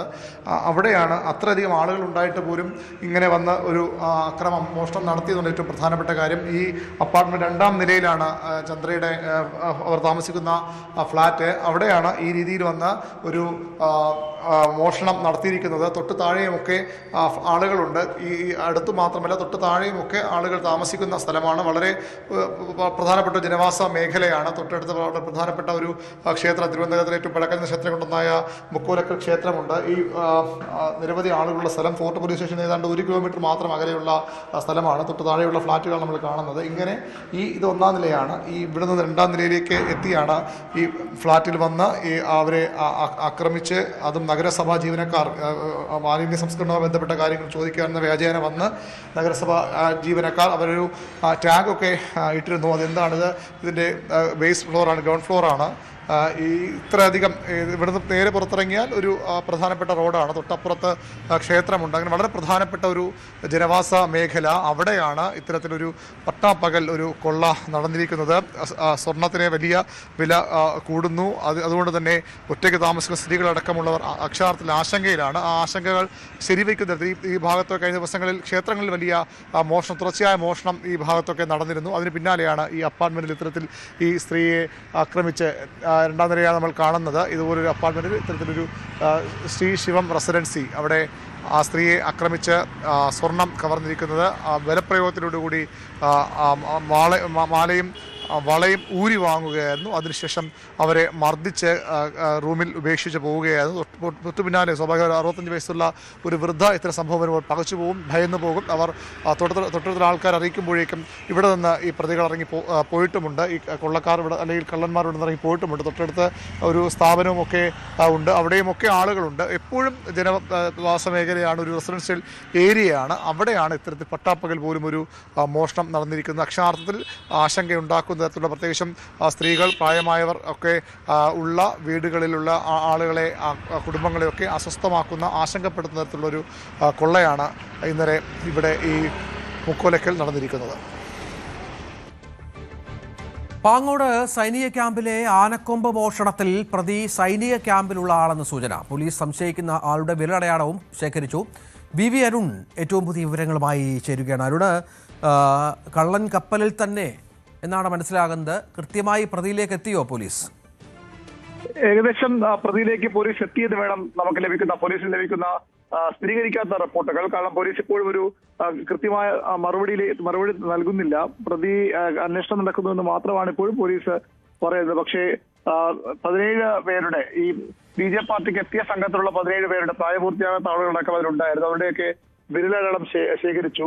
ക്യാമ്പിൽ ഇതുമായി ബന്ധപ്പെട്ട, ഈ ബസ്സുമായി ബന്ധപ്പെട്ട ആ പ്രദേശത്തിലുള്ള ആ ഭാഗങ്ങളിൽ ജോലി ചെയ്യുന്ന ആളുകളുടെ വിരലടയാളം ശേഖരിച്ചു. ഫോറൻസിക് പരിശോധന നടത്തി.